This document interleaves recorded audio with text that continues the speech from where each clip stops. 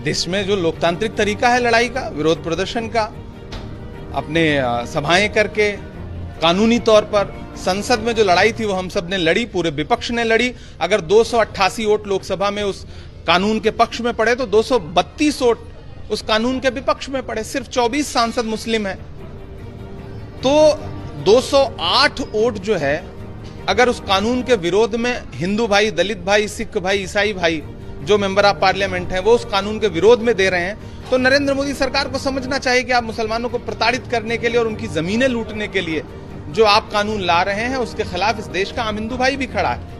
तो जो भी मुस्लिम पर्सनल लॉ बोर्ड हो, इमारत शरिया हो और भी जो तंजीमें हैं जो इस तरह के प्रोग्राम कर रही हैं, हम सारे लोग उसमें बढ़ चढ़ के खड़े हैं। और आज तो पूरी कांग्रेस पार्टी के तमाम वरिष्ठ नेता यहाँ पे मौजूद रहे और पर्दे के पीछे भी पर्दे के आगे भी सबने खुल के मदद की, क्योंकि कांग्रेस पार्टी वो पार्टी है कि राहुल गांधी जी रात के 3 बजे लोकसभा में इस बिल के खिलाफ वोट देने के लिए बैठे हुए थे और रात के 3:30 बजे बीमारी की हालत में सोनिया गांधी जी राज्यसभा में बैठी थी। मैं चश्मदीद गवाह हूं। तो कांग्रेस पार्टी लगातार इस बिल पर जो अकलियतों के खिलाफ है या इस देश के किसी भी नागरिक के खिलाफ कोई बिल सरकार ला रही है, चाहे वो कृषि कानून हो, चाहे वो वक्फ का कानून हो, चाहे सीए हो, कांग्रेस पार्टी हमेशा संविधान बचाने के लिए खड़ी मिलेगी। इमारत शरिया ने इस प्रोटेस्ट को कॉल किया था, लेकिन नेशनल मीडिया में नैरेटिव चल रहा है कि विपक्षी पार्टियों ने किया है, इस पर आप क्या कहें? अब गोदी मीडिया बेचारी क्या ही करे, उसे तो नरेंद्र मोदी जी के खिलाफ या फिर भाजपा सरकार के खिलाफ अगर कोई भी विरोध प्रदर्शन होगा तो उन्होंने तो किसानों के आंदोलन को भी खालिस्तानी आंदोलन कहा था।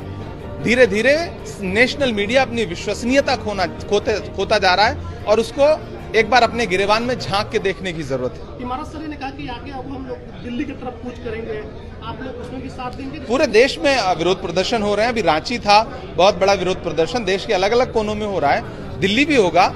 जब संसद में ये लड़ाई हम लड़ चुके हैं तो सड़क पे ये लड़ाई लड़ी जाएगी, बिल्कुल लड़ी जाएगी।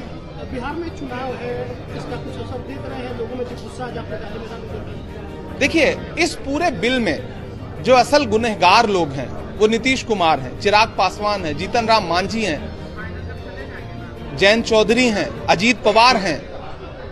और इन सबको ये समझना चाहिए कि चिराग सबके बुझेंगे, हवा किसी की नहीं।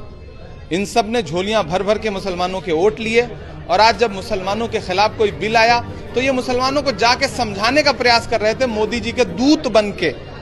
तो हम तो उनसे ये कहना चाहेंगे कि कलम से और न सियाही से बात करना है, वजीर से न सिपाही से बात करना है।